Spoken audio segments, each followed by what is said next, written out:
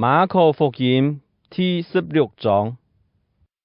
安息日一個，麥太拿嘅瑪利亞、雅各嘅阿妹瑪利亞，老撒羅米買到香料，愛去過耶穌嘅遺體。禮拜日大早，日頭長出來，佢哋就去墓地，在路上，佢哋心中想：要買日好天數，將墓門後嘅石頭篩開喏。因為這係一隻大石頭，總係佢哋徛頭一看，石頭已經篩開了。佢哋行入墳墓，看到一個後生人坐在右邊，身上着件白色嘅長袍。佢哋非常出驚，嘅後生人講：唔是驚，我哋你哋去親本人當十字架嘅拿撒勒人耶穌，佢冇在那裡，已經復活了。你哋看，這係佢哋安葬佢嘅所在。你哋去老家學生，特別係彼得講，佢愛比你哋先去加利利，才嘅為你哋會見到佢，就像佢以前老你哋講嘅。佢哋逼迫察又感覺奇怪，臨時離開墳墓，衝定走。佢哋冇將呢個事老萬人講，因為佢哋清驚。結尾日，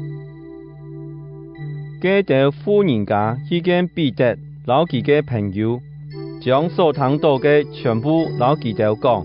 事後，耶穌親身差派假學生，從東到西，傳了神聖本末，本人得到永遠拯救嘅道理。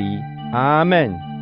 結尾日，禮拜日大早，耶穌復活後，最先對麥太拿嘅瑪利亞顯現，耶穌是對佢身上腳出7個鬼。佢去老嘅度聽耶穌嘅人講，佢哋當在嘅位傷心流目汁。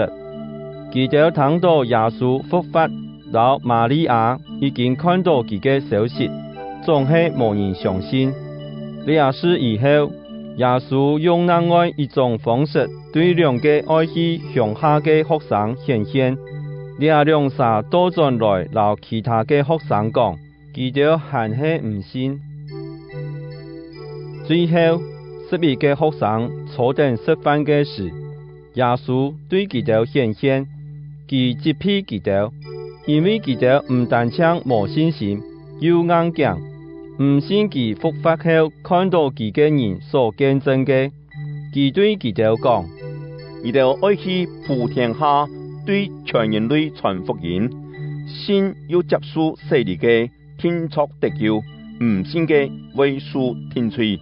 信嘅人會有行了到神蹟嘅能力，佢哋會奉我嘅名捉鬼，講神嘅靈語，用手作殺。領到有毒嘅東西也唔會受傷害，按手在病人身上，病人就會得到醫治。主耶穌老佢哋講了條話以後，受接到天堂去，坐在上帝嘅右邊。學生出去，特所在傳福音。主老佢哋同工，用佢哋所行嘅神蹟來證明佢哋所傳嘅道係真實嘅。